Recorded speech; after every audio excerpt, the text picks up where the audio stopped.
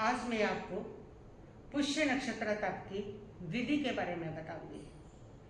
पुष्य नक्षत्र तप की जैन धर्म में बहुत ही महिमा है। ये पुष्य नक्षत्र तप ये कोई साधारण तप नहीं है।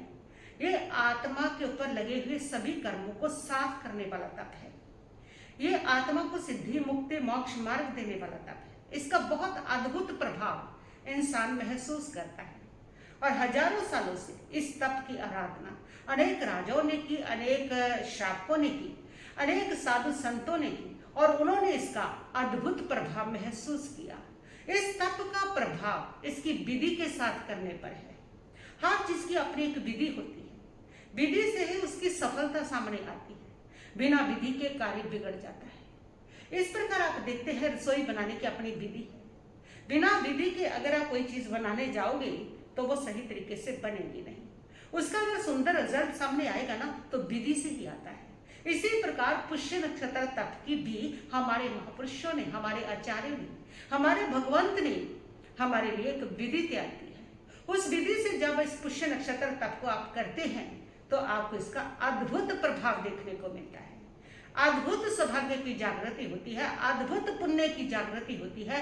ऐसा पुण्य, ऐसी कर्म निर्जरा इसमें होती है, ऐसे पुराने सदियों के जमे हुए कर्म धुल जाते हैं, ऐसे दुख समाप्त हो जाते हैं जो भवंतर तक आपके मार्ग को प्रकाशमान बना देते हैं। अद्भुत महिमा, अद्भुत परिवर्तन, अद्भुत सौभाग्य की प्राप्ति आपको कुछ ही विधि सहित किए हुए एम्बिल तप के बाद महसूस होगा।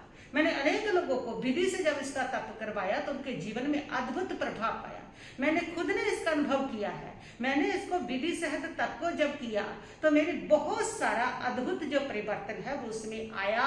मेरे करियर में भी, मेरे ज्ञान में भी, मेरे ध्यान में भी, मेरे संयम में भी, मेरे तप में भी, मेरे संयमिक भावनाओं में भी अति उत्कृष्टता और हर प्रकार की, मेरे शरीर में भी स्वस्थता, निरोगता, मन में भी अद्भुत शांति, समाधि, अनेक प्रकार के जो दुख थे, अनेक प्रकार की जो समस्याएं थी वो सहज ही उनका शमन हो गया।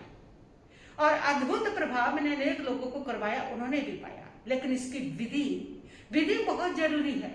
विधि बनाई है महापुरुषों ने हमारे लिए, इसीलिए बनाई है कि उसका प्रभाव बिना विधि के नहीं आएगा। विधि इसके साथ करनी जरूरी है। और बहुत सारे जो लोग हैं, जब मैंने पुष्य नक्षत्र तप का प्रभाव बताया तो वो इसको करना चाहते थे और उनके बहुत सारे सवाल आए थे मेरे प्रवचन की वीडियो पर। बहुत सारे सवाल आए थे कि इसकी विधि कैसे करें, इसकी विधि क्या है, क्या करना है, कैसे करना है, कैसे इस तप को किया जाता है, क्या इसकी विधि है। आज मैं आपको वो बताऊंगी। तो आप इसकी विधि को नोट कर लीजिए, सुन लीजिए अच्छे से कैसे इसको करना है। पुष्य नक्षत्र तप कब शुरू किया जाता है? पुष्य नक्षत्र तो हर 27 दिन के बाद आता है, लेकिन तब इसको शुरू नहीं किया जाता कि किसी भी पुष्य नक्षत्र को आप शुरू करेंगे। जब पुष्य नक्षत्र को गुरुवार आए, जब पुष्य नक्षत्र पर रविवार आए, तब इस तप को प्रारंभ किया जाता है। इसकी अपनी एक आध्यात्मिक ऊर्जा है, इसका अपना एक महत्व है। ये साइंटिफिक है, ये वैज्ञानिक है, ये महापुरुषों ने अपने ज्ञान में देखा है। तो इसको उस दिन शुरू किया जाता है जब पुष्य नक्षत्र को गुरुवार आता है या रविवार आता है। और वो आया, आपने शुरू किया, आप पुष्य नक्षत्र तप आपने शुरू किया तो ये लगातार फिर हर 27 दिन के बाद पुष्य नक्षत्र आएगा, उस दिन इस तप को करना है। और ऐसे इसको 27 पुष्य नक्षत्र करने हैं पूरे। जरूरी नहीं है, अगर आपसे नहीं भी होते तो आप छोड़ भी सकते हैं, लेकिन शुरू तो कीजिए, शुरू कीजिए और आप थोड़ा प्रसारित कीजिए, थोड़ी मेहनत कीजिए। कुछ पाने के लिए थोड़ा खोना पड़ता है, लेकिन आप कीजिए, बड़े आराम से आपसे हो जाएंगे। तो इसकी विधि के साथ फिर आपको करना क्या है? उस दिन आपने एम्बिल किया और उस एम्बिल में आपको बिल्कुल रूखा भोजन करना है, सूखा भोजन करना है, बिना नमक मिर्च का, बिना घी तेल का।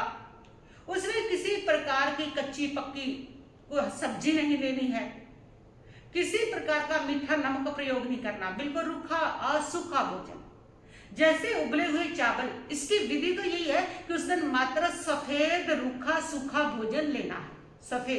सफेद रंग के जैसे चावल पानी में उबाल के चावल खाने, जहाँ चावल को सेक के जैसे मुरमुरे बन जाते हैं जिसमें नमक नहीं होता, वो भी आप खा सकते हैं। तो बिल्कुल सफेद भोजन इसकी विधि में, सफेद भोजन लीजिए और वो सफेद भोजन बिल्कुल फीका और रूखा लीजिए। उसके बाद इसका जो जाप है, इसकी जो साधना है वो है, इस दिन 27 माला का अपना महत्व है। 27 माला करनी है। 3 प्रकार की आपको इसमें ऑप्शन दी है, उन तीनों में किसी भी जो भी आपको ठीक लगता है, जो भी उचित लगता है, उसकी 27 माला कर लें। पहली ऑप्शन है नमकार महामंत्र, उसकी 27 माला। दूसरा जो मंत्र है वह है ओम ह्रीं श्रीं श्री वर्धमानाय नमः वृद्धियं कुरु कुरु स्वाहा। तीसरा जो मंत्र है वो है ओम ह्रीं श्रीं श्री पुष्पदंत नाथाय नमः। ये 3 ऑप्शन आपके पास है। तीनों में किसी भी मंत्र की 27 माला आपको उस दिन करनी है। 27 लोगस उस दिन पढ़ने हैं। विधि सहित 27 नमोधन का पाठ उस दिन करना है। एक पाठ आपको पुच्छी सुनम का करना है। 27 बार आपको तिकुत के पाठ से उठ बैठ करके वंदन करना है और एक बार आपको पुष्य नक्षत्र तप कथा पढ़नी है। इसकी कथा आती है, उस कथा को भी आपको पढ़ना है। उस कथा में जिन लोगों ने इस तप को किया, उस तप से कैसे उन्होंने भौतिक समृद्धियां के साथ साथ, भौतिक सुख के साथ साथ और संसार के दुखों को अंत करते हुए किस प्रकार मुक्ति का मार्ग प्रशस्त किया, उसको आराधना से उन्होंने क्या पाया, उन महापुरुषों की महिमा है, उनके व्यक्तित्व का गुणगान भी है और उन्होंने कैसे साधना की उसके बारे में उस कथा में आता है। तो आपको उस कथा को भी करना है, उन महापुरुषों का भी आपको स्मरण करना है जिन्होंने इस तप की इस प्रकार आराधना करके आत्म कल्याण को प्राप्त किया। तो उनका भी आपको उस कथा को पढ़ना है। उस कथा की समस्या में ये आ जाती है कि वो कथा अब कहाँ से मिले। तो मैं आपको बता दूं कि मैंने एक प्रवचन इसके ऊपर अपलोड करवाया था जिसमें मैंने इस कथा को संक्षेप में बोला हुआ है। अगर आपको पढ़ने को नहीं मिलती तो आप इसको सुन सकते हैं, वहां से सुन लीजिए, आपकी कथा होगी, चाहे पढ़ लो चाहे सुन लो, तो एक ही बात है। और मैं कोशिश भी कर सकती हूँ कि मैं भाई को कह करके आपको PDF बना करके, अगर हो सकती हुई तो मुझे नहीं पता, PDF बना करके अगर कहीं अपलोड होती है तो मैं उसको अपलोड करवा सकती हूँ। कोशिश कर सकती हूँ कि आप खुद उसको पढ़ सकें और आप ट्राई कर सकते हैं कहाँ से आपको मिल जाएगी। आप ट्राई करें, आप कोशिश कीजिए, आपको खुद को भी मिल जाएगी। तो नहीं तो आप वहां से सुन लीजिए, एक ही बात है, एक ही कहानी है। और उसके बाद आपको क्या करना है, उस दिन 3 घंटे का आपको मौन करना है। 3 घंटे का, 1 पहर का मौन होना चाहिए। ब्रह्मचर्य का पालन करना है और पलंग और तकिया उसको नहीं लेना है, पलंग और तकिए को ग्रहण नहीं करना है। जमीन पर सोना है। उस दिन सत्य नहीं बोलना, झूठ नहीं बोलना, अपनी वाणी के ऊपर कंट्रोल रखना है। ये इसके साथ साथ इसका पालन करना है। रात्रि भोजन का त्याग तो ऑटोमेटिक ही हो जाएगा। उस दिन आप समय कीजिए, संबर कीजिए, पौषध कीजिए, स्वाध्याय कीजिए, चिंतन कीजिए। इन सारी साधना को आपको करते रहना है और फिर 27 दिन 27 नक्षत्र लगातार आपको ये करना है। और जब ये समाप्त होता है, पूर्ण होता है, तो उस समय आपको क्या करना है, इसकी पूर्णाहुति कैसे करनी है। इसकी पूर्णाहुति इस प्रकार करनी है कि जब ये 27 पूरे हो गए तब आपको 27 माला, 27 आसन, 27 पूंजनी और 27 मुख वस्त्रिका और 27 ही पुष्य नक्षत्र तप कथा की किताबें, ये आपको श्रावकों को भेंट करनी है। और फिर आपको उस दिन अपने सधर्मी भाइयों को भोजन कराना है। तो इस प्रकार इसकी संपूर्ण हुति होती है। तो इस प्रकार की सारी इसकी तप की विधि है। विधि सहित आप इस तप को कीजिए और इसका आपको अद्भुत जो परिणाम है वो अवश्य अवश्य प्राप्त होगा। और इसमें कहीं से भी अगर आपको समझ नहीं भी आती है, चाहे आपको कोई जिज्ञासा है, जब विधि का पूछना है तो आप कमेंट कर दीजिए। मोस्टली मैं लोगों को कमेंट का जवाब दिलाती हूँ और कोशिश करती हूँ कि हर कमेंट का जवाब मिल जाए, आपकी जिज्ञासा शांत हो जाए और आपको उस विधि के बारे में आपको बता दिया जाएगा जो भी जिस प्रकार का आपको चाहिए। और इस प्रवचन को आप ज़्यादा से ज़्यादा शेयर कीजिए, दूसरों तक पहुंचाइए। आप धर्म के प्रचारक बनिए, धर्म दलाली कीजिए। हो सकता है आपके द्वारा ये वीडियो दी हुई इस विधि को सुन करके, इसकी महिमा को सुन करके, इसके प्रवचन की एक और मैं वीडियो साथ में दी है जिसमें पुष्य नक्षत्र तप की महिमा कैसे क्या है वो तप, उसके बारे में बताया कि हमारे आगमों में इसका कितना महत्व बताया गया है, कैसे होता है ये तप, तो वो सारा बताया। वो वीडियो भी आप सुनिए और उसको सुन करके आप इसको आगे बढ़ाइए, शेयर कीजिए, ज्यादा ज्यादा तक लोगों तक पहुंचाइए, ताकि हो सकता है कितने लोग इसको सुन के वो तप को शुरू करें तो वो सारी दलाली आपके धर्म खाते में पहुंचती है और आपको बहुत बड़ा उससे पुण्य की कमाई होती है कि किसी आत्मा का आप कल्याण कर सके, किसी को आप मार्गदर्शन दे सके, किसी के दुख के दूर करने में आप निमित्त बन सके।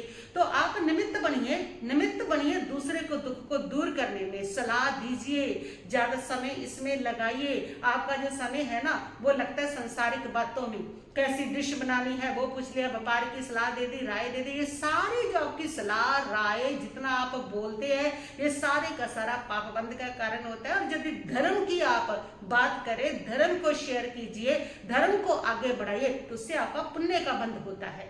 तो हो सकता है किसी का बेड़ा पार हो जाए, कोई तप कर ले, कोई साधना कर ले, साधना में गहरा उतर जाए तो बहुत बड़े आप किसी जीव के कल्याण के कारक निमित्त बन सकते हैं। तो इसलिए ज्यादा से ज्यादा लोगों को ये वीडियो आप शेयर भी कीजिए और आपको भी, सुनने वालों को, अगर कहीं से तप शुरू करना है और विधि के बारे में आपको कंफ्यूजन है तो आप कमेंट लिख दीजिए और उस कमेंट में अपनी कंफ्यूजन लिखिए और आपको उस कंफ्यूजन को आपकी को क्लियर किया जाएगा। और साथ ही ये तप अगर किसी ने शुरू करना है तो ये तप 18 जून को शुरू कर सकते हैं कि ये बहुत बड़ा ऐसा संयोग आ रहा है कि 18 जून को बृहस्पतिवार आ रहा है, गुरुवार आ रहा है। गुरुवार को या रविवार को पुष्य नक्षत्र आए तो ही ये तप शुरू होता है। तो उस दिन ये गुरुवार आ रहा है, रविवार आ रहा है, तो इसके लिए वो तप आप 18 जून को शुरू कर सकते हैं। और इसकी जो साधना बताई है, पूजा पाठ पद्धति बताई है, वो पूजा पाठ जो पद्धति है आप 11:30 बजे से पहले लोग सनामुथन इसकी कथा वो कर लीजिए, क्योंकि 11:30 बजे तक ही पुष्य नक्षत्र रहेगा। तो उसके बाद अगला नक्षत्र लग जाएगा। तो उससे पुष्य नक्षत्र में ही आप इस कथा को कीजिए और इस जाप को कीजिए, इस साधना को कीजिए, 11:30 बजे तक उसको संपन्न कर लीजिए। 18 जून को ये मौका आपके लिए आ रहा है। ये जल्दी जल्दी नहीं आता, साल में 2-3 बार ऐसे मौके आते हैं कि बाई चांस पुष्य नक्षत्र भी हो और साथ में गुरुवार आ जाए, रविवार आ जाए, तो बहुत कम आता है। तो आया है तो आप इस दिन अपने तप को शुरू कीजिए। और कुछ पाने के लिए कुछ खोना तो पड़ता ही, थोड़ा प्रसाद तो जगाना ही पड़ता है। तो घबराइए मत, डरिए मत, आप उस दिन शुरू कीजिए और तप आपके जीवन के अंदर अद्भुत परिवर्तन लेकर के आएगा। ये तप आपके जीवन में आपके सौभाग्य की वृद्धि करे, आपकी आत्मा का कल्याण करे, आपके कर्मों को, अशुभ कर्मों को मिटाए और आपके मुक्ति का मार्ग प्रशस्त बने। ये पुष्य नक्षत्र आपके लिए लाभकारी बने। बस इन्हीं मंगल भावनाओं के साथ मैं अपने वक्तव्य को यहीं पर स्थगित करती हूँ। ओम शांति शांति शांति भवतु।